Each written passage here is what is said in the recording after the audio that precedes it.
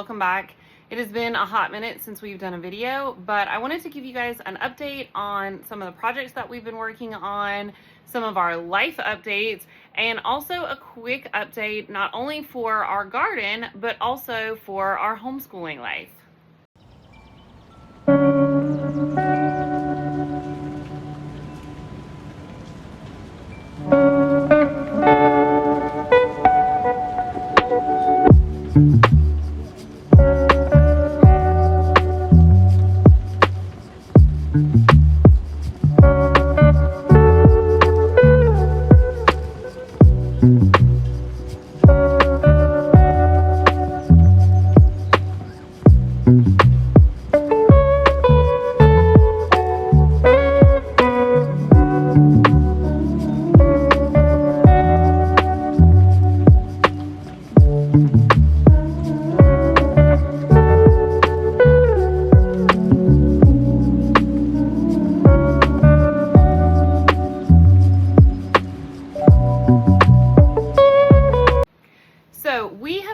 So much going on since moving, redoing this house, and unfortunately a lot of that was put on hold when my oldest had a car wreck about a month ago. He is fine, no one was hurt, thankfully. He rear-ended someone and they had a tow hitch, so unfortunately his truck took the majority of the damage. But that did put all of our projects that I had been hoping to show you guys on hold while he and my husband rebuilt his truck. So the 98 Toyota Tacoma is alive and well. The green zucchini rides again. She has almost 400,000 miles on her and has been with us for quite some time. So I'm happy to report that she is fixed. He is driving again. He's learned some very valuable lessons with this accident. And now we are able to get back to a lot of the projects that we had started and are hoping to finish before it gets too cold in the fall. All right, so one of the projects we had started back over the summer was taking out the prefab fireplace that had been installed in this house and replacing it with a wood burning stove. We had a wood burning stove at our old house. It actually heated our entire house. And so in the wintertime, we really didn't have to worry about a heat bill. I loved that. And I wanted that here, especially since moving to this property. We have so many trees that are already seasoned and ready for firewood. Our heat bill is actually a little more expensive than our air conditioning bill, just due to the land layout of this house. And some of the temperature differences that we've noticed over the past 2 years. So, and God, it's so weird to think that we've been in this house a year and a half almost. But this is something that we are continuing to work on. We do have the stove completely installed. So our next step for that would be to add the rock board, and then we are going to return the rock that was on the wall back to the wall. My husband has been researching how to do that. If you know him, you know that he loves YouTube for stuff like this, and he is incredibly resourceful. So I'm very excited. Hopefully we'll have this done and the mantle back up and everything by Christmas so that I can decorate. But if not, at least the stove is working and we will be nice and toasty warm this year. This backyard space is another project that we have been working on. Once the trees that were dangerously close to the house were removed, it actually opened this space up significantly. And we almost have double the yard space back here than we originally did. So I'm taking this opportunity. We are going to build a fire pit and kind of hangout area here. I was able to put some garden boxes that weren't doing very well in the shade out in the sun. I'm hoping to plant some blueberry and blackberry bushes kind of along this break, adding grass. And then also one of the exciting things for me is we are removing a lot of this red lava rock stuff. I don't care for it. It's not my style. It really doesn't go with what our plans for the house are. But for right now, it's necessary. So as we have been installing gutters, and then he has been grading the heck out of back here, getting it prepped for grass and stuff, we have been able to start removing some of this rock or redistributing it in other areas where it is more needed. So this area hopefully will end up having grass all the way to the house in the long term. And then we will continue removing some of these trees that are dangerously close to the shop. The roots are causing some issues, stuff like that, and continue grading and adding grass here. Long term, I'd really love to put a little bitty stock tank pool here, but I don't know. We'll see how that goes. All right, we have also added to our flock. We are up to, I believe it is 14 hens in this gated area, in our coop. It's 12 to 14 hens. I don't remember exactly. We did hatch out quite a few roosters. We actually just rehomed some of them earlier this week. And so these guys haven't started laying yet, but we have been just trying to do all the things to ensure that they will start laying soon. We've also been working back here, the boys and I have, to kind of clean this area up. We've been taking the leaves out, getting those in the coops so that the chickens have fresh bedding. We did take one of our roosters and add him into these ladies here. So that was an interesting transition, but I think everyone is doing really well. As of right now, one of these ladies is molting, so I'm only getting 1 egg a day from our lone survivor of the dog attack, this little light brown beauty here, Destiny. Oh yes, I hear you. But we have been trying to support the dark brown chicken there. That's Tony. We have been trying to support her while she's molting. And we have been doing that with extra fruits and veggies, and also making sure that she is getting plenty of protein. So like I said, we have been trying to make sure that Tony has extra support, as well as our developing chickens. Molting is really hard on a chicken.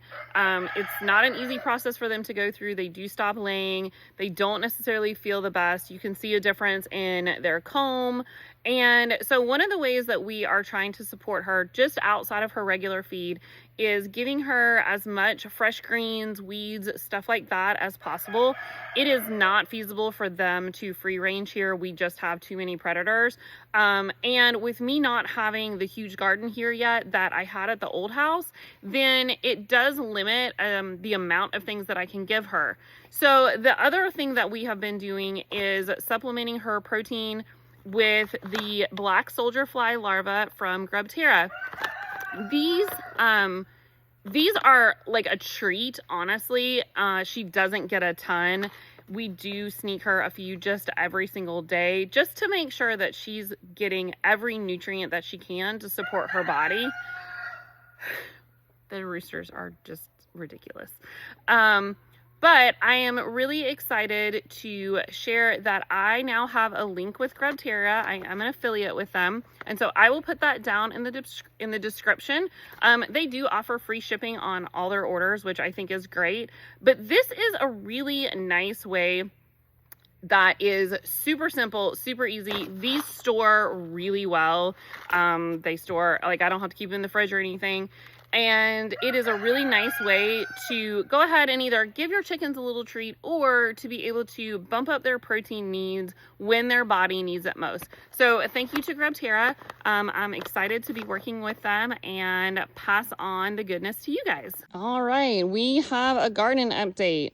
We were able to finish all of the big beds as you saw in our last video. And so back in September, I went ahead and got these planted. I started with these two. Those were done in early September. I think these guys are late August even maybe. These guys were done later on in the month. Now, I will tell you, there is a huge difference that I have noticed. Obviously, this one looks really happy and beautiful, and these are looking a little sad. So, as per the usual, every year with gardening is a little bit of a learning lesson, and especially with this being a new place, I truly believe that I planted these beds a little too early. We had started to have a little hint of cooler weather, and I wanted to make sure that my fall crops got nice and established before we got into the very cold weather. And so I planted kale and green beans here. I planted collards and green beans back there. Almost immediately, almost all of my green beans came up, looked great for a day, and then they started to die off, almost like something not had eaten them, but they just started yellowing and dying. So I am not sure if the bed itself got too hot around the edges or what the deal was, because these guys are obviously thrilled with life right now. But regardless, these beans did not do very well. The next thing I will say is I definitely overplanted my kale and my collards. I tend to do this every year. I just sort of scatter seeds with reckless abandon. And then I usually go back and I thin the plants out and replant them in empty beds in other areas. In saying that, so far this year, the collard plants have replanted very well, and they are a little wilty right now. I haven't watered today. The collard plants that I have dug up, I've waited until they are some of the larger size ones. I've dug them up, transplanted them out in the front, and I'll show you guys that in a minute. The kale plants, however, this type of kale, it is not super happy. It has not transplanted as well. Again, I'll show you that in a minute. So I really think at this point with this bed, instead of trying to continue to thin and transplant, I am just going to go through and thin out any of these like really little scrawny plants. I don't know if you can see like those super skinny stems. Those aren't going to make it. And honestly, they're just clogging up some of the more developed plants in this bed. So I do think this weekend I'm going to go through. I'm just going to thin. I'm not going to try to save and transplant any of this kale. It's not responding very well when I do that. And ultimately, I'm wasting time and I'm wasting plants. However, this bed with kale, this is a different kind of kale. I think it's pronounced lacinato. Dinosaur kale is another version that it's called.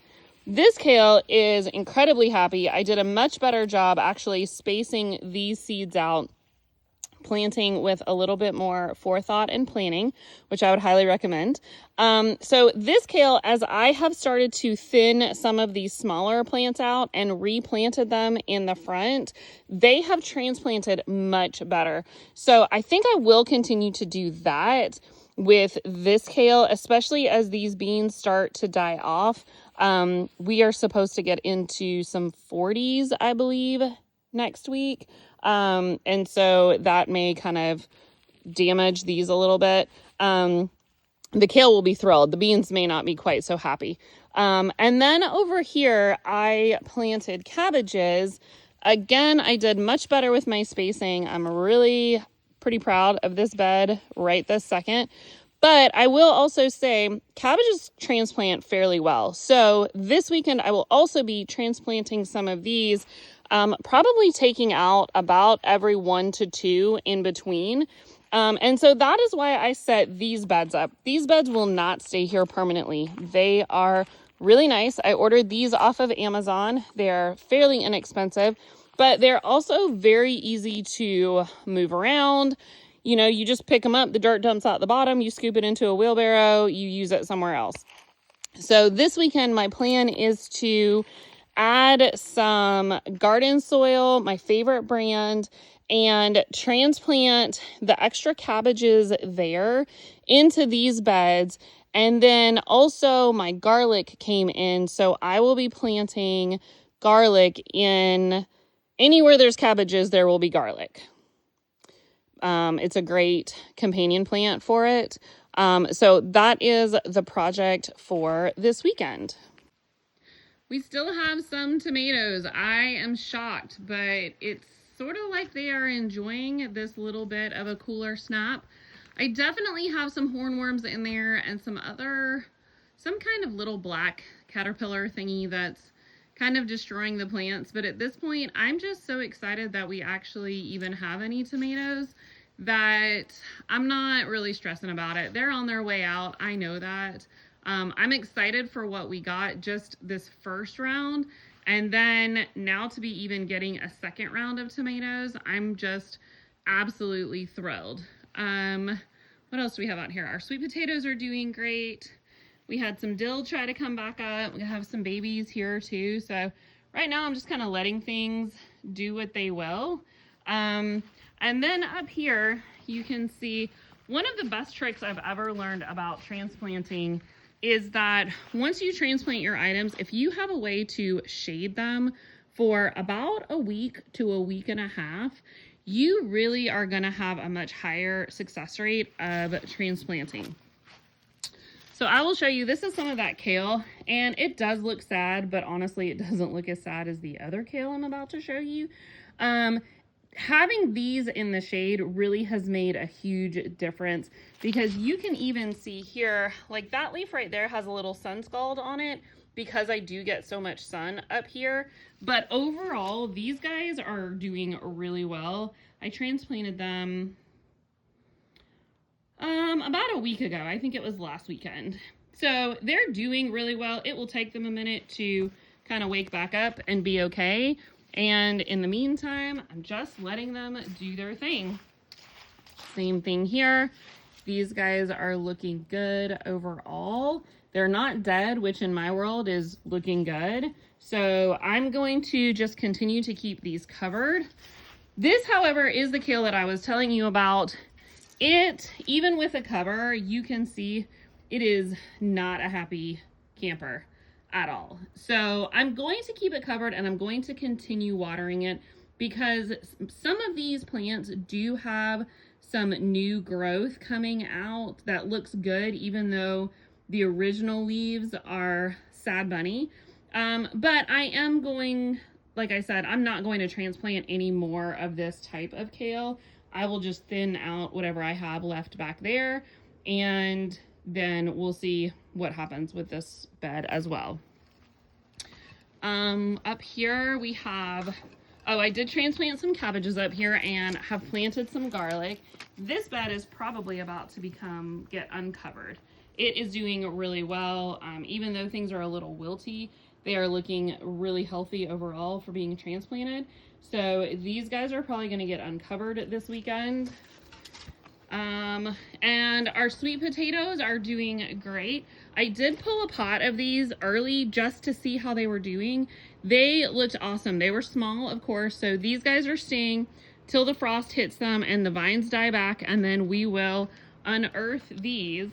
But I wanted to show you, these are some collards that I transplanted about 3 weeks ago, I believe. And using the method of keeping them covered and shaded while they had a chance to get established, you can see these guys are huge. They are beautiful. They're doing really well, and I'm excited that they took off like this. All right, and our final update would be some pretty big things happening in our homeschool.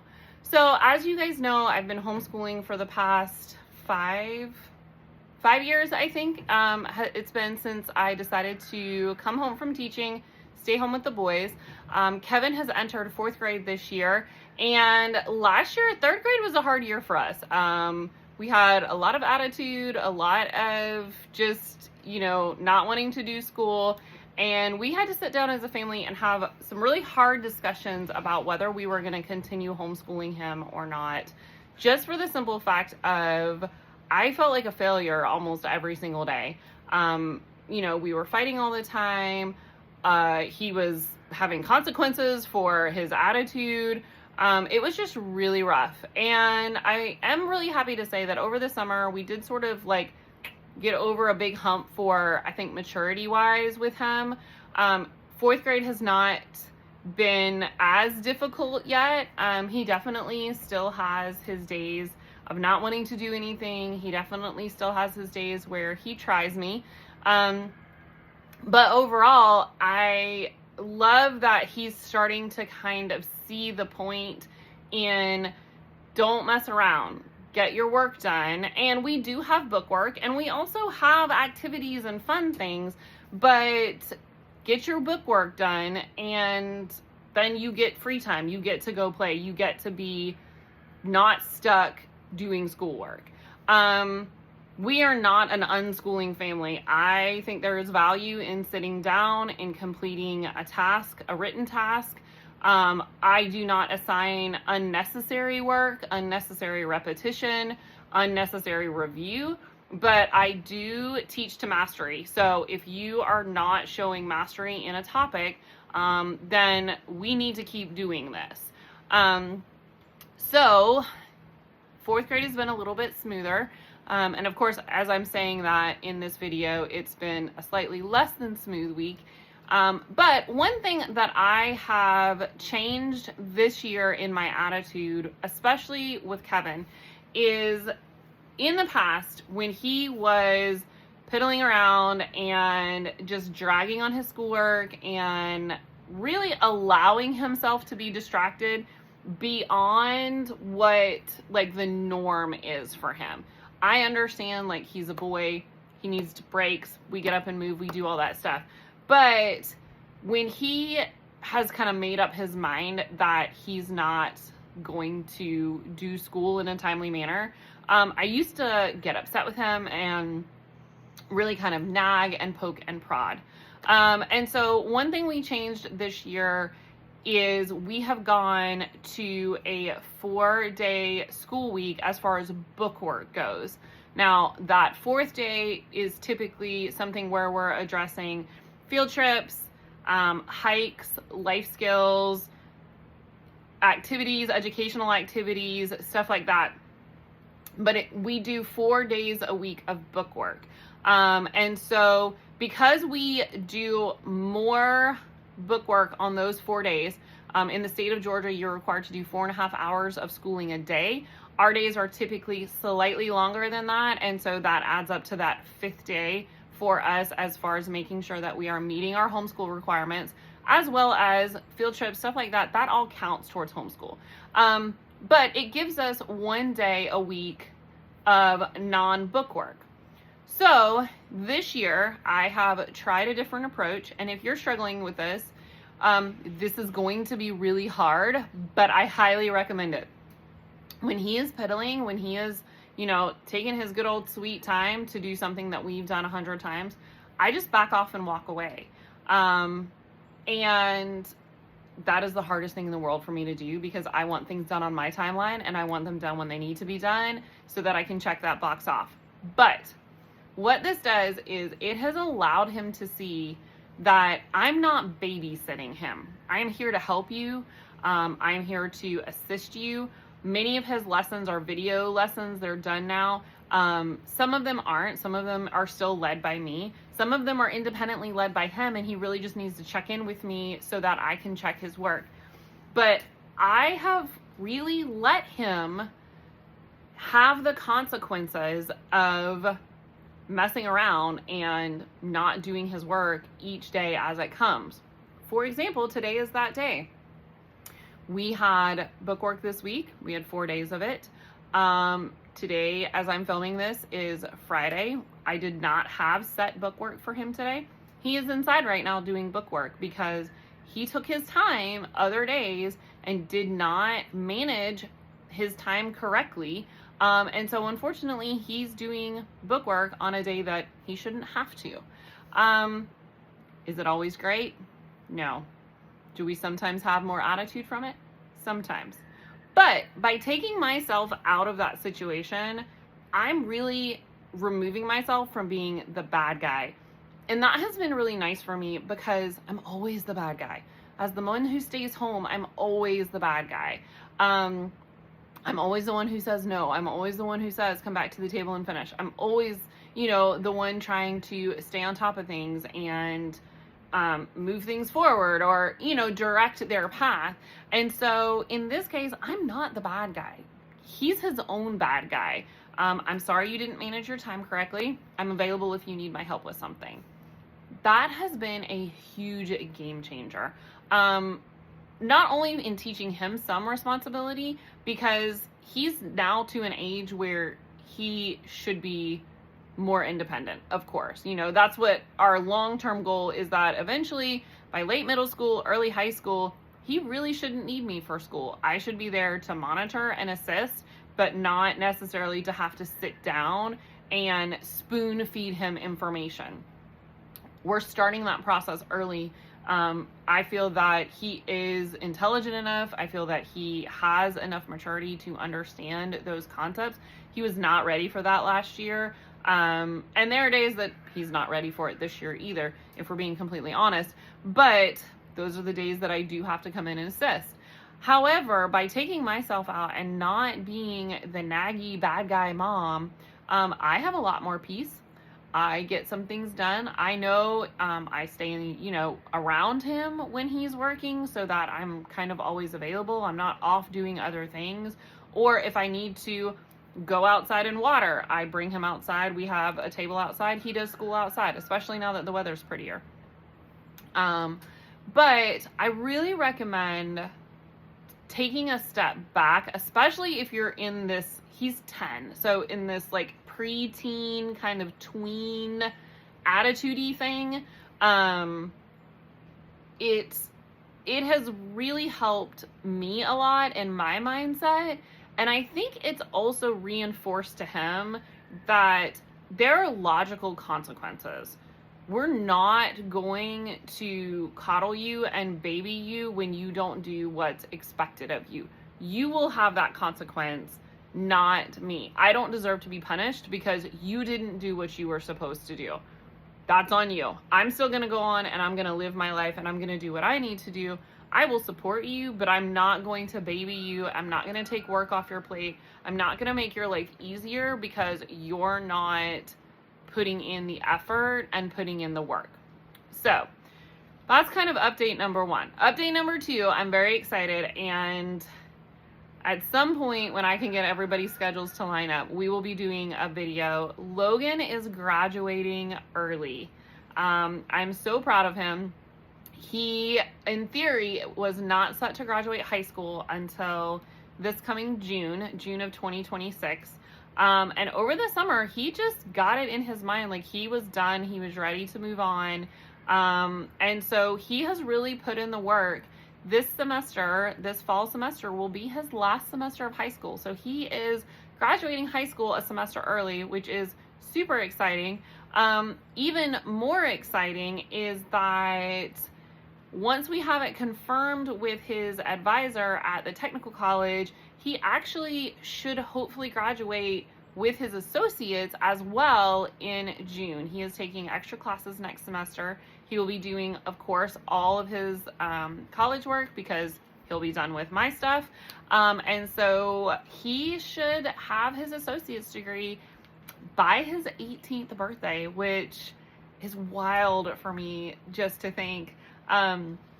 But also really exciting that we were able to transition from public school to homeschool to dual enrollment, and now I'm gonna have an 18-year-old with a degree. Like I'm so proud of him, and I do want to do a video with him where he can share kind of his thoughts as far as what his experience has been homeschooling from the beginning to graduating.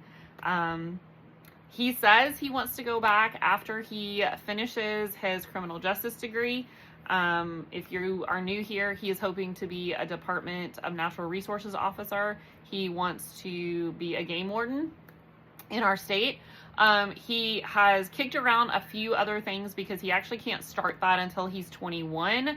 Obviously, he has to carry a weapon. So he has kicked around a few different ideas. Right now, he's considering continuing his education after he finishes his criminal justice degree and going back and getting certified as a paramedic or an EMT in that interim period until he can apply to be a DNR officer.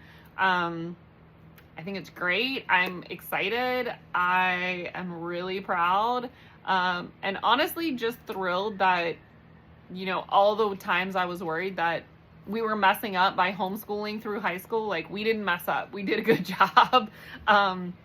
So look for that video coming at some point. I won't even promise you when we're going to do it because, quite frankly, just that's what our life is right now. But I do appreciate, I know the videos have been spotty at best. I do appreciate you guys staying subscribed, watching, giving us feedback, and I hope to be able to share some more things with you guys really soon. We'll talk to you later.